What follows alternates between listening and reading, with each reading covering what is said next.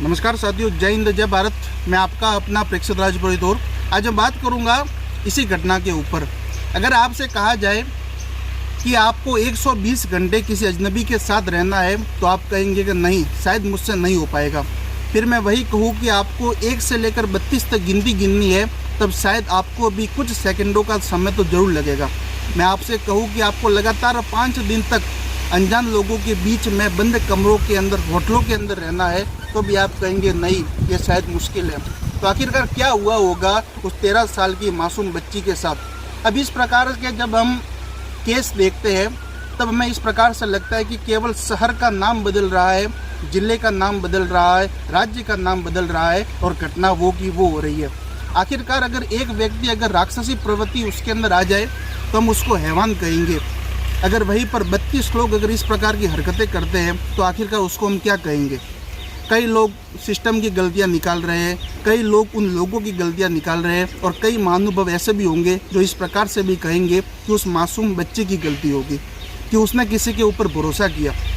13 साल की उस मासूम बच्ची जिसने किसी रिक्शा चालक के साथ वह बैठ गई, क्या उसकी यही गलती थी? और मैं अचंभा करता हूँ उस रिक्शा चालक से कि उसने जिस प्रकार से मंडी के अंदर किसी बकरे को बेचते हैं उसी प्रकार से चंद रुपयों के लिए उसने उस बच्ची को बेच दिया। आखिरकार आज के बाद अगर कोई भी महिला, कोई भी लड़की क्या खुद को बाहर जाते समय क्या सुरक्षित महसूस करवा पाएगी? और ये पहली बार नहीं हो रहा है, इससे ठीक पहले पिछले साल अगस्त में कोलकाता वाली घटना, हैवानियत का रूप बढ़ता हुआ दिखाई दे रहा है। और वहीं पर कहे कि क्या उनको दोषियों को सज़ा मिल रही है? अरे भाई साहब, आज भी कोर्ट के अंदर केस पेंडिंग पड़े हैं, ये एक्ट बनाए हुए हैं परंतु सज़ा नहीं मिल रही, तारीख पर तारीख आती हुई जा रही है।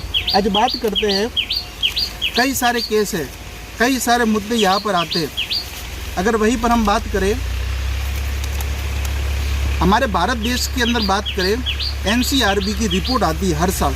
2018 के अंदर उनकी एक रिपोर्ट थी, मैं यहाँ पर आपको बता रहा हूँ कि जो नेशनल क्राइम रिकॉर्ड्स ब्यूरो है NCRB, उसका नवीनतम आंकड़ा है 2018 वाला। उसके अंदर कहा कि देश भर में 80 हत्याएँ होती है, 289 अपहरण और 91 बलात्कार मामले दर्ज किए जाते हैं। और आपको इसके अंदर भी अचंभा होगा, जो वीर वीरांगनाओं की धरती है राजस्थान, वहाँ पर सर्वाधिक इस प्रकार की घटनाएं घटित हो रही है। आखिरकार सिस्टम क्या कर रहा है? आखिरकार ये सिस्टम क्या कर रहा है?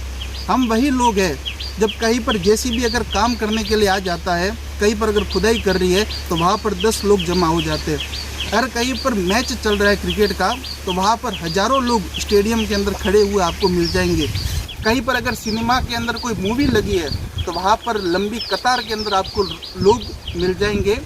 परंतु इस प्रकार से महिलाओं के सम्मान के लिए, महिलाओं की रक्षा के लिए कभी आपको सड़कों पर आते हुए नहीं मिलेंगे।